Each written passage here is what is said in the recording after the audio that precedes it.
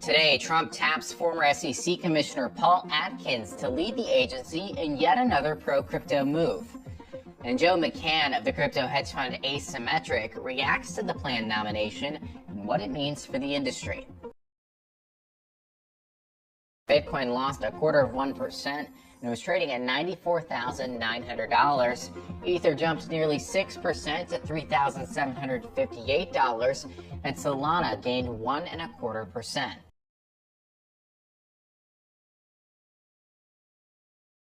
All right, let's talk about the top stories. Alex Mashinsky, the former CEO of collapsed crypto lending platform Celsius, has pleaded guilty to fraud. Yesterday, the former CEO pleaded guilty to committing securities and commodities fraud and faces a possible maximum sentence of 30 years. Celsius filed for bankruptcy in July of 2022, and Mashinsky was arrested in July of 2023. He and the company were also sued by the SEC and CFTC, accusing him and Celsius Network of defrauding customers. The former crypto lending platform exited bankruptcy earlier this year and has since focused on Bitcoin mining. Next, OpenAI has hired its first chief marketing officer from Coinbase. Kate Rue led Coinbase's marketing efforts since 2021 and worked on various projects, including those Super Bowl QR ads back in 2022. On her next post, she reflected on her time at Coinbase, saying that Coinbase was the hardest and greatest thing she's ever done, and that the company has been tested financially, legally, reputationally, and politically. Her role as OpenAI's chief marketing officer starts Monday. Finally, we've got some breaking news out of the Trump transition team. Paul Atkins, a former SEC commissioner, has been tapped by President-elect Trump to lead that agency.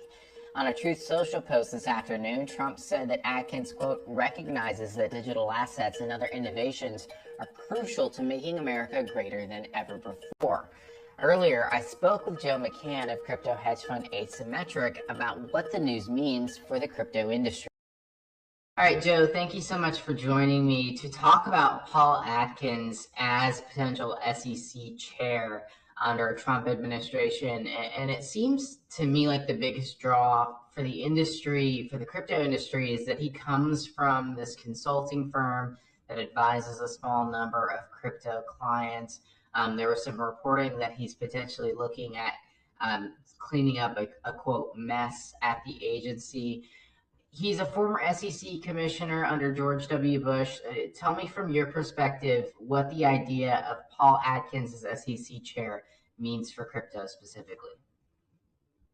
Yeah, I mean, I think all you have to do is look at the guy's pedigree, right? So when he was at the SEC previously, one of the things that he did was he took over, at the time, the largest Ponzi scheme in the United States out of bankruptcy, and actually generated a 2,000% return for shareholders. This guy knows how to get things done, knows how to protect, I would say, citizens and consumers as it relates to securities and investments.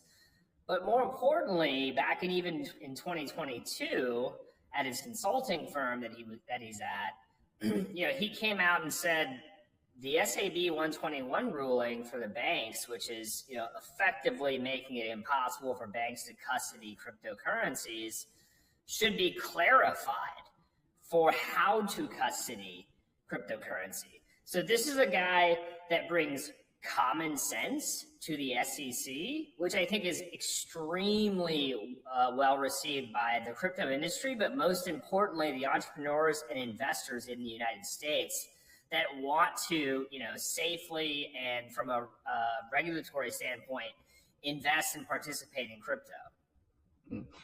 I should mention that it was CoinDesk that was reporting this news, that he was potentially reluctant to take the job simply because he believed that there was a lot to change at the SEC when it comes to regulation around crypto and the agency broadly.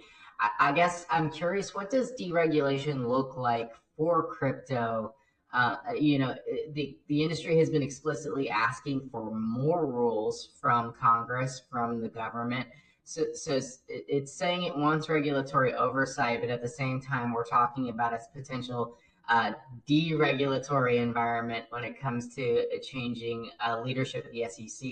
What does the kind of regulation look like here? Yeah, I mean, I think on the one hand, there's absolutely parts of the U.S. government in general that need to be deregulated. It takes forever to get something physically built in this country. That should probably change. However, on the crypto side, we don't have clear regulatory frameworks, right? So, I don't want to speak for all investors in the United States here, but we have been begging for this type of thing for quite some time because we want to know what the rules are, because we want to operate within those rules. And I think that part of the job that he'll do at the SEC is, yes, there's going to be some deregulation happening in traditional markets that are going to enable, I would hope, additional innovation and growth of the broader economy from the deregulatory actions that he should enact. But on the crypto side, I mean, just as an example, removing something like SAB 121 or providing clarity around, commodities versus securities, et cetera. This is something that we've been asking for quite some time and can actually lead to a lot of additional innovation here in the United States. So should the industry be paying attention to what's happening at the SEC more, or should it be what's happening on Capitol Hill when it comes to regulation? Because a lot of what the industry has been asking for isn't exactly what one agency can do. We're talking about rules getting passed, and I'm just wondering if a lot of hope is being put on a potential change of SEC chair rather than the amount of work it's going to take to move something through committee, to move it through, votes on the floor of the House and then in the Senate. What should people really be looking at here when it comes to the SEC? I mean, the short answer is all of it, right? You can't look at the current SEC enforcement actions today without looking at the politically motivated parts of, say, the U.S. Senate or just the Biden administration more broadly.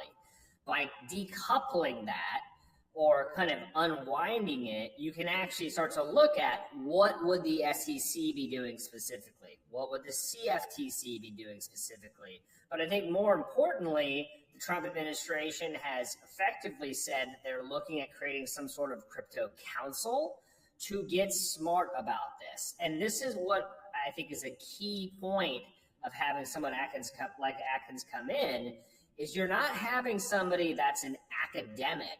You're actually having someone from the private sector and also bringing people in that have been building in this industry for quite some time, which is ultimately what you need to kind of break the logjam that exists in DC, whether it's the tight coupling of folks like Gary Gensler and Elizabeth Warren, or it's just spreading out what can be done across the U.S. government to enable innovation more broadly, thus crypto benefiting from that.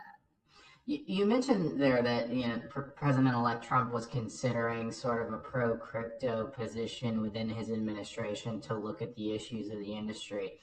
And I wonder if this pick of Paul Atkins fits into this idea that Trump has said that he is the pro-crypto candidate on the campaign trail. He is now potentially a pro-crypto president.